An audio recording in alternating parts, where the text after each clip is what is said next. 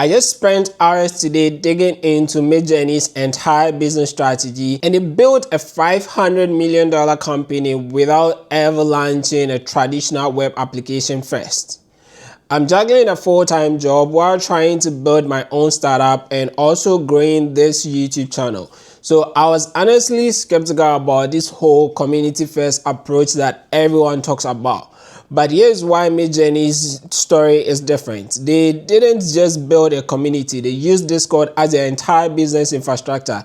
That's not community building, that's platform strategy. For side hustlers trying to figure out how to launch without massive teams or funding, this changes everything about how we think about getting started. But what I didn't anticipate was discovering that their Discord choice wasn't just about community. It was actually a sophisticated growth control mechanism that lets them scale to 21 million users with just 40 employees. Let me walk you through exactly what I found. Here's what first caught my attention about Midjourney when I dove in today. Everyone knows they make AI art, but the numbers didn't make sense. 500 million in annual recurring revenue with only 40 employees. Most SaaS companies, that's software as a service companies, where customers pay monthly for access, need hundreds of people to hit those numbers. So I started digging into their launch strategy from 2022. And David Hoss, the founder, had this background from Leap Motion and NASA. Smart guy, could have built anything, but instead of creating a sleek website with onboarding flows and all the stuff we think we need, he launched on Discord. Now, Discord is basically a chat platform originally built for gamers. Think Slack, but for communities instead of companies. So most founders would see that as a limitation. I mean, you can't control the user experience. You're dependent on another platform. It seems risky, right? Like, three things about their approach didn't add up to me. First, they made their Discord server invite only initially. That's the opposite of what we are taught about growth. Make it as easy as possible for people to join. Second, they gave paid subscribers a limited number of invites to share. Again, restricting growth when you want to scale fast. Third, they never built their own web app. That's an interface which came later. But here's where it gets interesting. What I found in today's analysis was that every single limitation of Discord actually became a strategic advantage. Let me break this down. The invite-only system created what they call controlled growth. Think of it like this. Most companies are like trying to drink from a fire hose when they go viral. Users flood in and the service crashes. Customer service gets overwhelmed, the product breaks. Midjourney used Discord's natural barriers to manage that flow.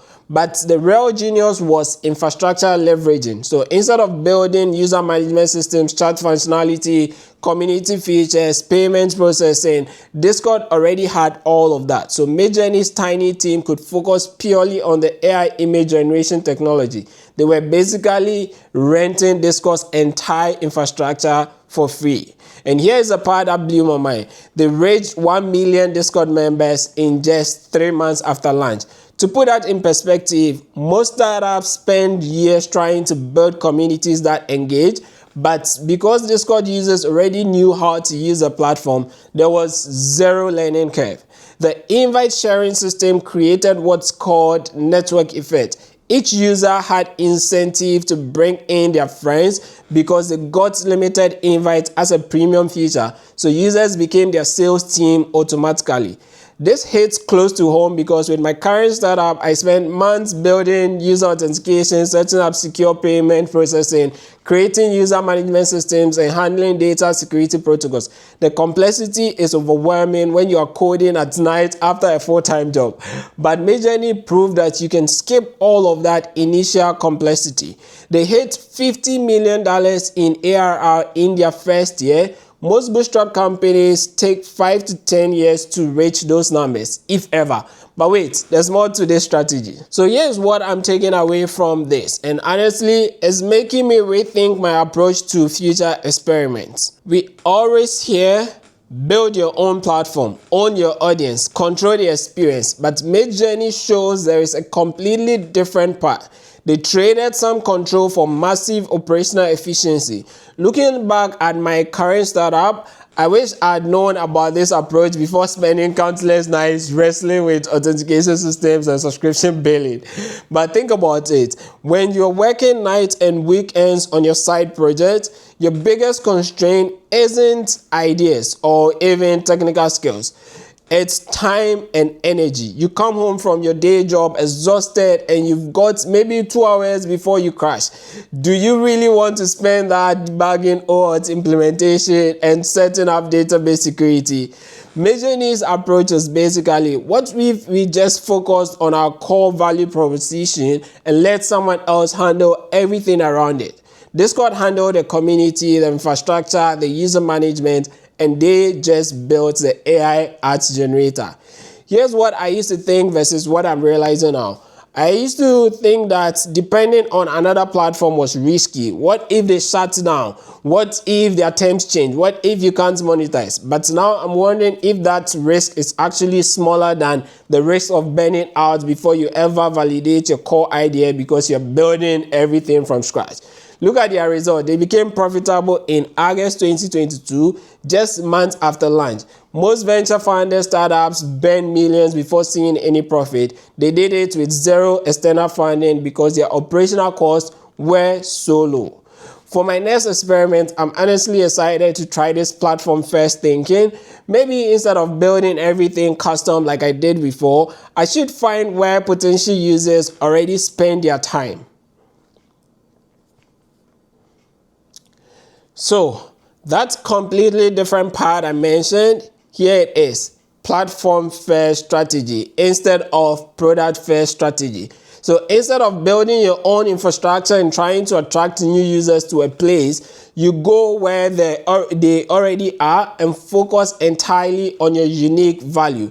I'm honestly excited to try out some of this stuff with my own future projects. First, I'm thinking where to test my next ideas. Instead of building a landing page and trying to drive traffic like I did with my current startup, what if I found a Discord servers or Slack communities where my potential users already spend time? The setup time drops from months to maybe a week or a couple of days.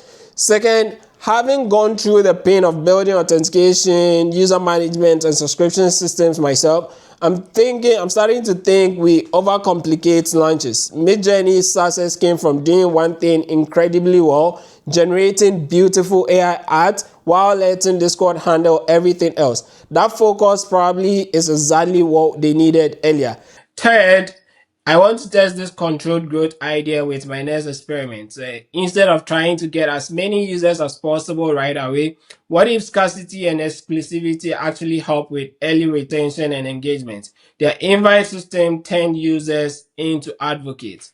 And I'm curious, if you are building something on the side, what platform are you using to launch? Are you building everything from scratch like I was planning, or have you found communities where your audience already exists?